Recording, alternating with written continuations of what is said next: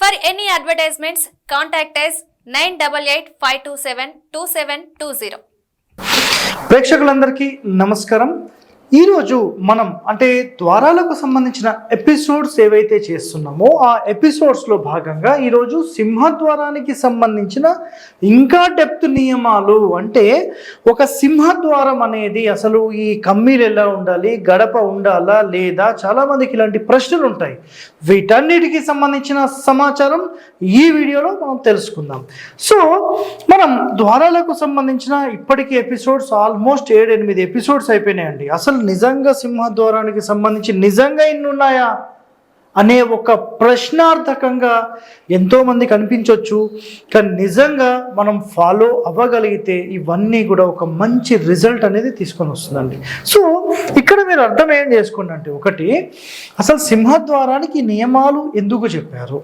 ఒకటి, మనము ఎవరైతే ఇల్లు కట్టుకుంటున్నారో ఆ ఇల్లు కట్టుకునే వాళ్ళు ఇలాంటి దోషాలు లేకుండా మీరందరూ బాగుండాలని మన మహర్షులు వాళ్ళ యొక్క దివ్య దృష్టితో ఇవన్నీ తీసుకొని ప్రాక్టికల్గా చూసి అనుభవించి దాని తర్వాత ఇలాంటివి చేయడం వల్ల ఇలాంటి లాభ నష్టాలు ఉంటాయి. సో మీరందరూ బాగుండాలనే ఒక ఉద్దేశంతో ఇవన్నీ మనకు చెప్పారు. ఫాలో అవుదాం, మన మంచిగా చెప్పారు. సో ఇప్పుడు సింపుల్గా మెయిన్ హెడ్డింగ్ చూడండి, సింహద్వారం నియమాలు.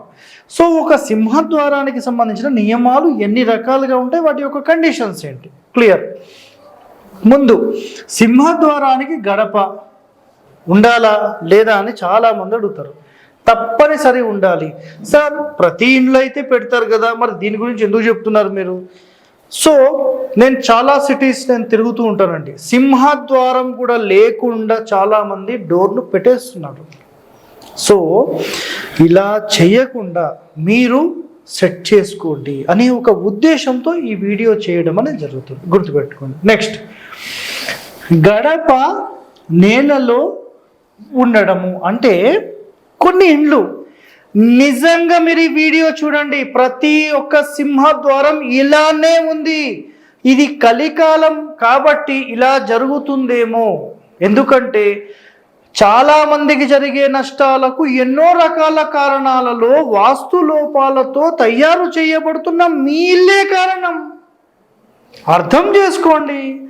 చాలామంది ఏం చేస్తున్నారంటే ముందుగా డోర్ ఫ్రేమ్ పెట్టేస్తున్నారు, డైరెక్ట్ భూమి మీద పెట్టేస్తున్నారు, తర్వాత ఫ్లోరింగ్ వేస్తున్నారు.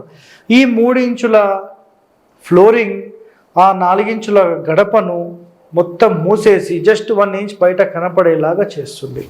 సో గడప నేలలో అంటే ఫ్లోరింగ్ లోపలికి వెళ్ళిపోతుంది. ఇలా గనక మన ప్రధాన ద్వారం యొక్క గడప ఫ్లోరింగ్ లోపలికి వెళ్ళిపోతే సంతతికి అనర్థము, దుఃఖము కలిగించును అని చెప్పి మన మహర్షులు చెప్పడం జరిగింది. సో నిజంగా మీరు ఆలోచన చేయండి, అసలు గడప అనేది ఎవరు పెడతారు సార్, మీరు గమ్మత్తే మాట్లాడుతున్నారు. సో నేను చూశాను, మీరు ఏ ఇంటికి వెళ్తే ఆ ఇల్లు యొక్క గడప చెక్ చేయండి అండి, మీకు అర్థమవుతుంది సబ్జెక్ట్. నిజంగా ఇలా ఉండడం వల్ల ఖచ్చితంగా వాళ్ళ సంతానానికి ప్రాబ్లమ్స్ ఉంటాయి, దుఃఖం అనేది ఇది కలిగిస్తుంది అని పాయింట్. సో ఎట్టి పరిస్థితుల్లో ఇలా లేకుండా మీరు చూసుకోండి. సింహద్వారం ముందు డాబా మెట్లు ఉండొచ్చా? సో కొంతమంది ప్రశ్న ఉంటుంది కదా, సార్ మేము ఇక్కడ ఇల్లు కట్టుకున్నాము, ఓకే, సో ఇక్కడ నుంచి ఇట్లా మేము మెట్లు పెట్టుకున్నాము, సో మా ఆపోజిట్లోనే అంటే ఒక 4-5 ఫీట్ల డిస్టెన్స్లో మాకు మెట్లు ఇట్లా ఎక్కే మెట్లు వచ్చినాయి సార్, అవి ఉండొచ్చా? సో ఇదే మెయిన్ డోర్ అనుకోండి సార్, ఇట్లా ఎక్కే మెట్లు ఇట్లా పైకి చేశారు సార్ మా ఇంట్లో, మేము ఇట్లా వచ్చి లోపలికి వెళ్తాం, దీని ఆపోజిట్లో ఇట్లా మెట్లు ఉన్నాయి, ఇట్లా ఉండొచ్చా? నిజంగా ఇది ఒక మైనస్ పాయింట్ అని చెప్పొచ్చు. ఏ ఇంటి లోపల అయితే ప్రధాన ద్వారం ముందు ఇలా డాబా మెట్లు ఎక్కడానికి పెడతారో వాళ్ళు ఆ ఇంట్లో నివసించలేరు. నివసిస్తే ఎప్పుడు బయట తిరగడం లాంటి కార్యక్రమాలు ఖచ్చితంగా జరుగుతాయి, ప్రవాసము జరుగును, అంటే ఆ ఇంట్లో నుంచి వెళ్ళిపోవచ్చు కూడా చెప్పలేము. సో ఇలాంటి సమస్యలు లేకుండా మెయిన్ డోర్ అయినా గేట్ అయితే మినిమం ఒక 15 ఫీట్ దూరం ఉంటే యాక్సెప్టెడ్, ఇంకా దూరం ఉంటే మంచిది, దగ్గర లేకుండా చూసుకోండి. సో కొన్ని సందర్భాల్లో అసలు నిజంగా మనకు చెయ్యలేని పరిస్థితిలో కూడా మనం వెళ్ళిపోతామండి. కాబట్టి ఎంతవరకు మీకు సాధ్యమైతే అంతవరకు ఇవన్నీ చేయడానికి ప్రయత్నం చేయండి. ఓకే, నెక్స్ట్ సింహద్వారం ముందు డాబా మెట్లు అయిపోయింది. ద్వారం ఎదురు బావి లేదా సరే ద్వారం ఎదురుగా, ఓకేనా అండి, ద్వారం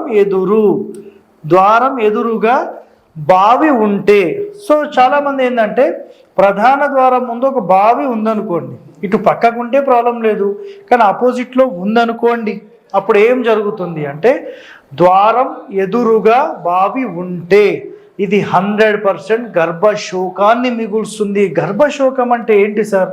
గర్భకోశ వ్యాధి. అసలు గర్భశోకం అంటే ఏంటి? పిల్లలు కలగకుండా లేదా పుట్టిన పిల్లలకు ఏదైనా వ్యాధి వల్ల మరణించడము, లేదంటే వాళ్ళకు అన్నెసెసరీ ప్రాబ్లమ్స్ వచ్చి పిల్లలే లేకుండా పోవడము, పిల్లలే పుట్టకుండా పోవడము, ఇలాంటివి జరుగుతాయి. సో ప్రధాన ద్వారం ముందు మ్యాక్సిమం అయితే ఎవరు పెట్టరు, కానీ పెడితే ఇలాంటి సమస్యలు వస్తాయి. ముందు జాగ్రత్త తీసుకొని మనం అందరం బాగుందామనేది ఒక ఉద్దేశం. నెక్స్ట్ గడప కింద నుంచి చాలామంది ఏం చేస్తున్నారంటే గడప కింద ఓపెన్ చేసి కింద నుంచి నీళ్లు పోయేలాగా చేస్తారండి. దీనివల్ల అరిష్టము 100%, ధన నాశనము, దరిద్రంలోకి కూడా వెళ్తామండి. ఎప్పుడు కూడా ఇలా చేయకండి. సింహద్వారము గోడ మూలకు పెడితే సుఖమును నశింపజేయును. చాలా వరకు ఏంటంటే మొత్తం ఇంటికి సంబంధించి ఒక మూలకు పెట్టడము, లేదంటే గోడకు సంబంధించి బయటి మూలకు పెట్టడము లాంటివి చేసినప్పుడు ఇది 100% సుఖమును నశింపజేయును అని శాస్త్రం చెప్పింది. నెక్స్ట్ ద్వారము కిటికీలు మూలలకు పెడితే, ఫర్ ఎగ్జాంపుల్ ఇంటికి సంబంధించిన పూర్తి ఈశాన్య మూలకు కానీ, వాయువ్య మూల కానీ, ఆగ్నేయ మూల, నైరుతి ఏ మూలైనా సరే అసలు పూర్తి మూలలకు ద్వారాలు కానీ కిటికీలు కానీ పెడితే చూపు మందగించును, భవిష్యత్తు నెమ్మదిస్తుంది. ఒకటోది ఆరోగ్యము దెబ్బతింటుంది. నెక్స్ట్ సంతతికి దోషము నిచ్చును. సో ఇవన్నీ చూశారు కదా. సో ఇక్కడ మీరు అర్థం చేసుకుంటే ఈశాన్య ద్వారాలు మొదలైన తర్వాత ఈ కలికాలంలో చాలా వరకు నెగిటివిటీ, తల్లిదండ్రులకు పడకపోవడము, దాని తర్వాత ఉమ్మడి కుటుంబాలు ఇవన్నీ నాశనం అయిపోయాయి. సో ఎవరికి వాళ్ళు యమునా తీరే అన్నట్టుగా ఈశాన్య ద్వారం అనేది పూర్తిగా నష్టాన్నే మీకు కలిగించింది. సో ఎట్టి పరిస్థితుల్లో మూల ద్వారాలు వద్దనేది శాస్త్రం. సార్ మీరు చెప్పింది నిజమా అబద్ధమేమో, మీరే చెప్తున్నారేమో కల్పించి, గాయత్రి శాస్త్రీయ గృహవాస్తు 227, 228 పేజీ నంబర్ చదవండి, మీకు అర్థమవుతుంది. నాకు చెప్పాల్సిన అవసరం లేదండి. శాస్త్రంలో ఏముందో అది 100% నేను చెప్తాను, గుర్తుపెట్టుకోండి. ఇది ఫాలో అవ్వడం మంచిది. ఉత్తరంలో గడప సాధారణంగా ఫ్లోరింగ్ హైట్లో మాత్రమే మనం గడప అనేది పెట్టాలి. అయితే పడమర కానీ దక్షిణం కానీ ఒక 1 mm అట్లా హైట్ చేయొచ్చు అనేది కొన్ని శాస్త్రాల్లో ఉంది. మరి ఎంతవరకు అనేది మనకు తెలియదు. సో ఒకవేళ ఇక్కడ కండిషన్ ఏం చెప్పారంటే, ఒకవేళ ఉత్తరంలో కొంచెం హైట్ చేస్తే ఒక 1/2 ఇంచో 1/2 ఇంచో హైట్లో పెడితే, తూర్పులో పెడితే, ఫస్ట్ ఉత్తరంలో పెడితే ఏం జరుగుతుంది? ఉత్తరంలో గడప ఎత్తు ఉంటే ధనము నిల్వ ఉండదంట ఆ ఇంట్లో. సో ఇది ప్రాక్టికల్గా చూడాల్సి వస్తుంది ఇది. నెక్స్ట్ తూర్పులో ఉంటే యువకులకు డెవలప్మెంట్ ఉండదు, ఆ ఇంట్లో మగ సంతతికి డెవలప్మెంట్ ఉండదు. వాళ్ళు ఇల్లు వదిలి బయటికి వెళ్ళిపోయి ఏదో పని చేసుకుంటూ బయట బతుకుతారు, కానీ ఆ ఇంట్లో ఉండరు అనేది అర్థమైంది. నెక్స్ట్ పురుష బలము తగ్గడము. సో ఇలా ఈ తూర్పులో చెప్పడం జరిగింది. కానీ దీన్ని మన మహానుభావులు ఏం చేశారంటే, ఎత్తుండొద్దు అంటే ఫ్లోరింగ్కి హైటు అని దాని అంతరార్థం. మన మహానుభావులు ఏం చేశారంటే డోర్ ఎత్తుండొద్దేమో అని దానికి కమ్మిలు కొట్టించి పెద్ద సింహద్వారాన్ని పీకించేసి చిన్న చిన్న ద్వారాలు పెట్టించి తూర్పులో చిన్నగా ఉండాలి, బరువు తక్కువ ఉండాలని చెప్పి ఇలాంటి పనులు చేసి చాలామందికి నష్టం కలిగించారు. గుర్తుపెట్టుకోండి, ఇలా చేయొద్దండి. నెక్స్ట్ మెయిన్ డోర్ కంటే మెయిన్ గేట్ తక్కువ ఎత్తులో ఉండాలంటే దీని అంతరార్థం ఏంటంటే, మన రోడ్ ఏదైతే ఉంటుందో రోడ్ నుంచి మన స్థలం ఎత్తులో ఉండాలి. ఆ రోడ్ నుంచి ఎత్తులో వెళ్ళిన తర్వాత అక్కడ నుంచి ఇల్లు ఇంకా ఎత్తులో ఉండాలి. అంటే గేట్ డౌన్లో ఉండి మనం ఎక్కుతూ వెళ్ళాలని. మన మహానుభావులు చేసిన కొన్ని మిస్టేక్స్ ఏంటంటే దక్షిణం అయితే రోడ్డు కంటే ఇల్లు డౌన్ ఉన్నా ఏమీ కాదు అని చెప్పి చాలా మందిని నష్టపరిచారు. దయచేసి మీరు ఇప్పటికైనా ఇవన్నీ అర్థం చేసుకొని సెటరైట్ చేసుకోండి, మంచి మార్గంలోకి వెళ్ళండి. మెయిన్ డోర్ కంటే మెయిన్ గేట్ తక్కువలో ఉండాలి, రైట్? మెయిన్ డోర్ అయినా గేట్ అయినా లోపలి వైపే ఓపెన్ కావాలి. సో సింహద్వారానికి సంబంధించిన కండిషన్స్ ఇప్పటికీ 7-8 ఎపిసోడ్స్ అయినాయండి. ఇంకా ఎంతో సమాచారం ఉంది. నిజంగా సింహద్వారానికి సంబంధించి 200 నుంచి 300 కండిషన్స్ ఉన్నాయండి. అర్థమైందా?